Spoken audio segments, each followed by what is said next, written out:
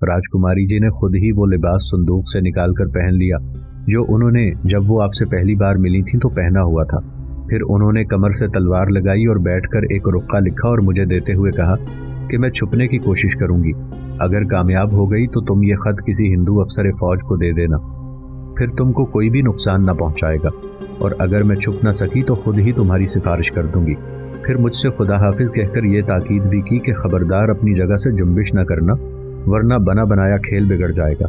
हुजूर, वो ये कहकर कमरे से बाहर चली गईं, तो कुछ देर बाद हिंदू फौज कसर में दाखिल होकर इस कमरे में भी आ गई। मैंने एक अफसर को उनका खत दिया तो उसे पढ़ने के बाद वो बहुत घबराए और उल्टे पांव पलट गए। मुझसे कोई बात पुरस न की। अच्छा ये बताओ, उन लोगों ने खत पढ़कर आपस में क्या बातें की थी? कमाल ने कहा, हुजूर, उन अफसरों में नुमाया एक बूढ़ा शख्स था, उसने सबसे पहले खत पढ़ा था।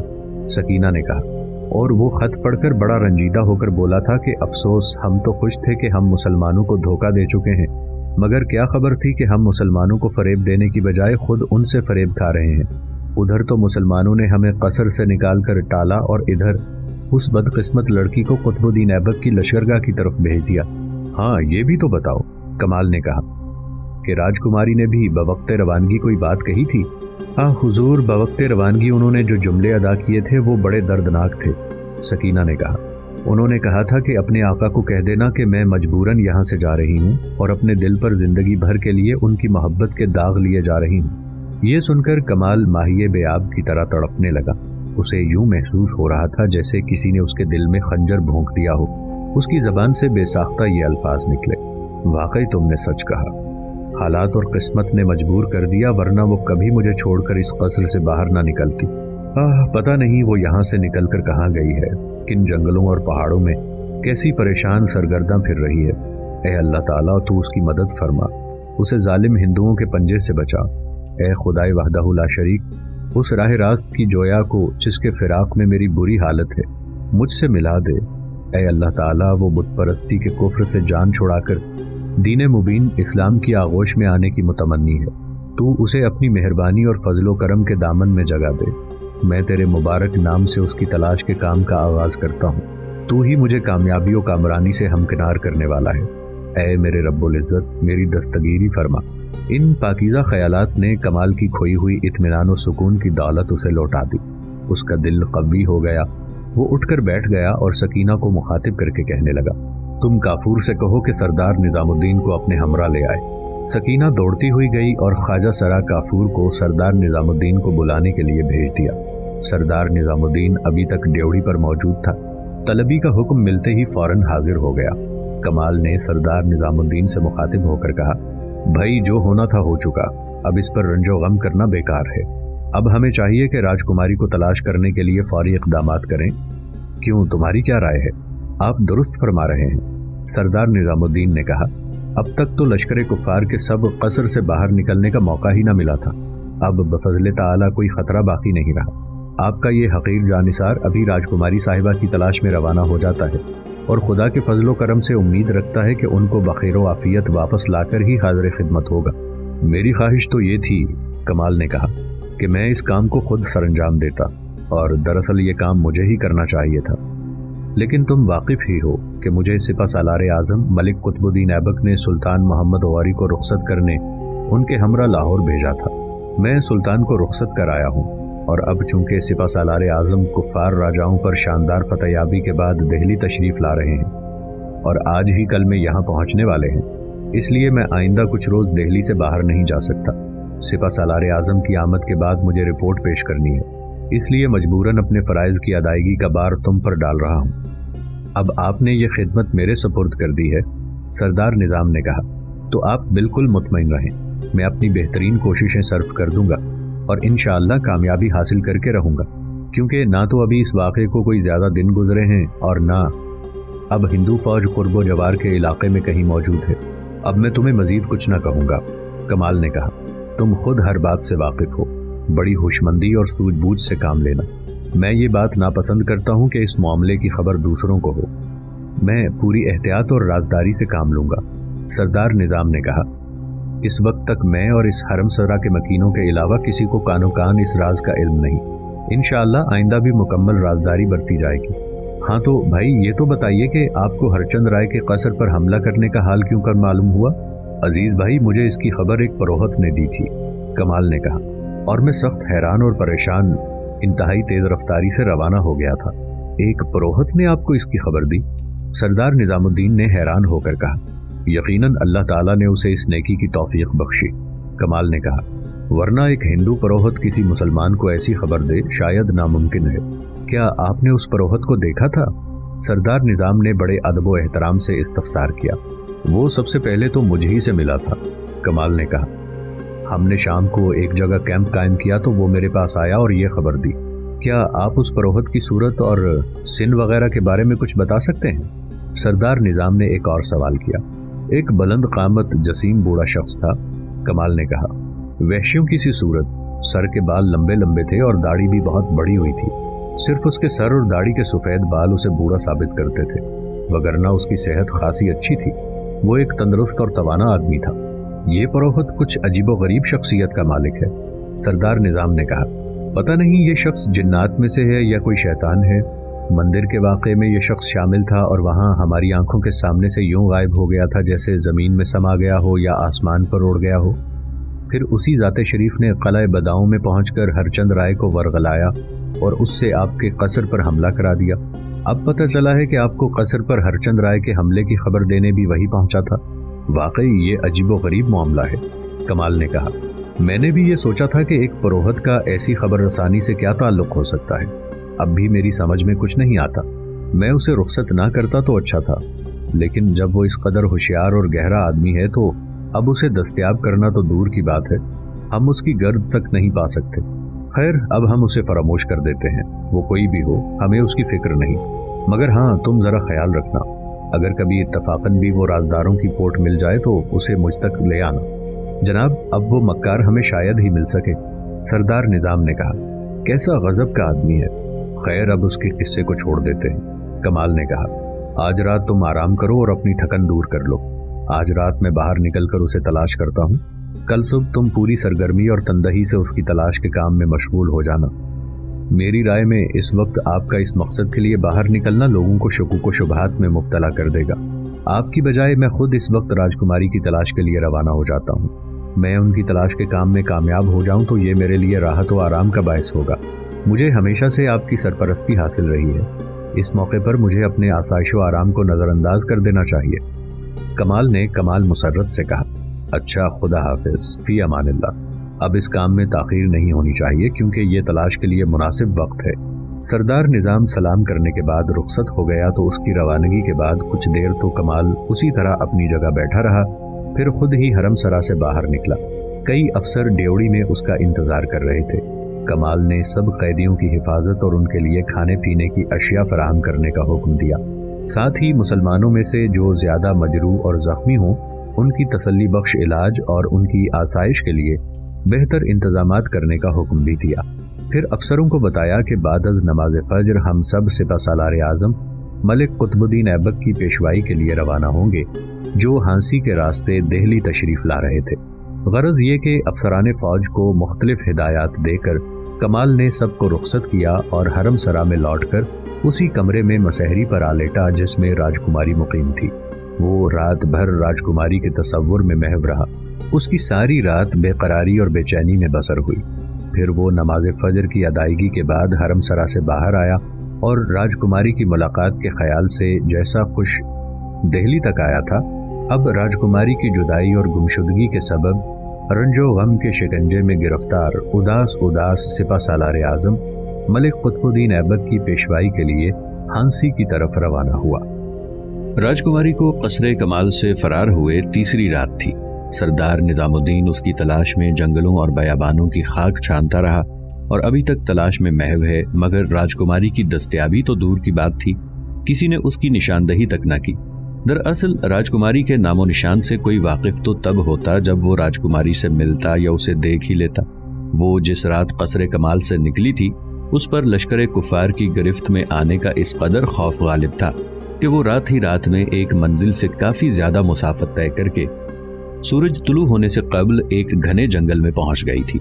रात को अपने सफ़र के आगाज़ में उसने अंदाजे के तहत एक ऐसा रास्ता इख्तियार किया था जो किसी हिंदू हाकिम के किले या कैंप की मुखालिफ समत को जाता था।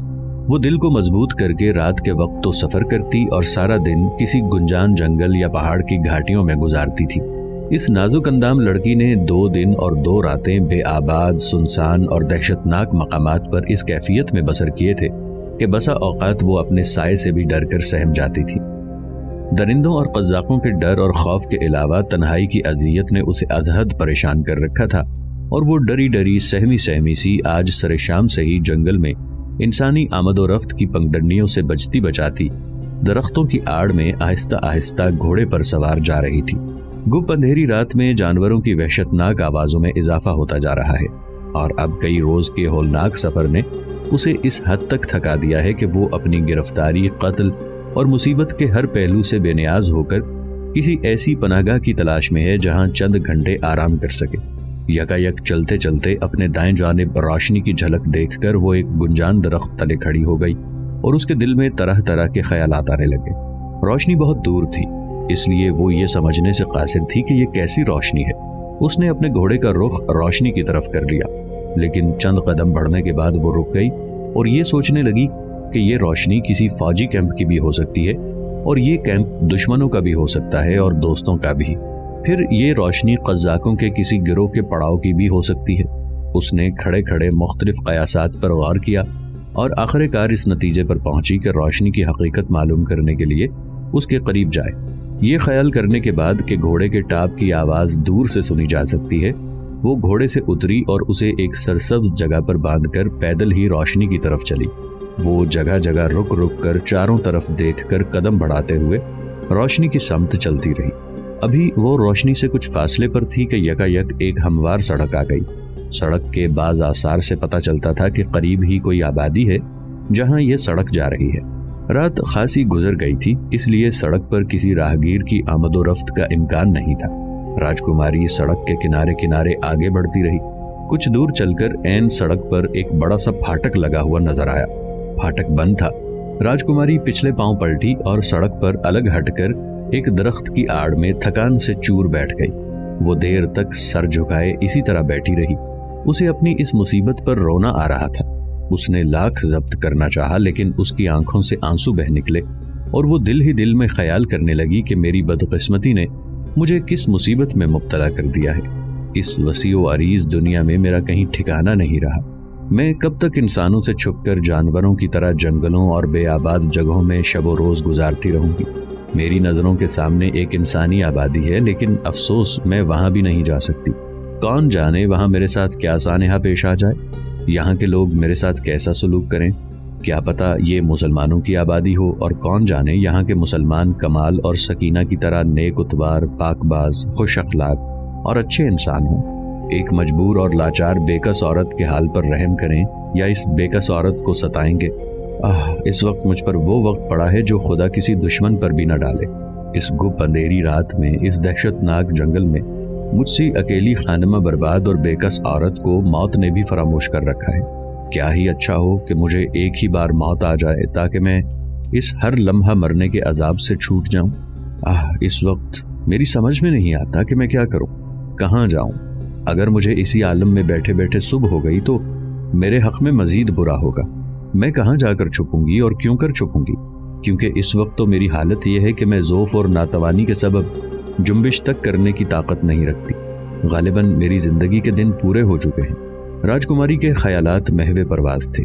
उसने सोचा कि मैं एक बड़ी हसरत दिल में लिए जाती हूँ कि जिसकी खातिर मैंने ये सारी मुसीबत उठाई है और जिससे किया हुआ अहद वफा पूरा करने के लिए जान दे रही हूँ, वो मेरी मौत के वक्त भी मेरे करीब ना होगा और मुझे मेरी वफा की दाद न मिल सकेगी। मेरी रूह स्वर्ग या नर्क यानी जन्नत या जहन्नुम में इस ख्याल से हमेशा बेचैन रहेगी कि कहीं मेरी ये बदगुमानी की मौत मेरे सदाकत पसंद कमाल को मेरी तरफ से बदगुमान होने का मौका न फराहम कर दे। मेरी तलाश में नाकामी के बाद वो ये ख्याल न करे कि मैं उससे फरेब की मुर्तकब हुई हूँ और अपने मुल्क और कौम में चली गई हूँ। लेकिन मेरा खुदा गवाह है कि मैं अपने अहद मोहब्बत पर कायम हूँ। मेरे इस्तक़लाल और साबित कदमी में कोई तब्दीली वाक़ई नहीं हुई। कमाल की वो प्यारी प्यारी सूरत जिसे मैं अपने दिल में जगह दे चुकी हूँ, आज भी उसी दिल फरेबी के साथ मेरी नज़रों के सामने है। राजकुमारी उस वक्त यासो नाउमीदी के शिकंजे में बुरी तरह जकड़ी हुई थी और अब ये सोच रही थी कि फिर उसी जगह वापस जाए जहां अपने घोड़े को बांध आई है। अचानक उसने सोचा कि वो हौसला बुलंद रखे और पस्त हिम्मत ना हो और उस रोशनी का जरूर खोज लगाए जिसे देखकर वो यहाँ आई थी। क्या पता वो रोशनी उसके लिए खिज़र राह साबित हो और उसे रात बसर करने के लिए कोई माकूल ठिकाना मिल जाए।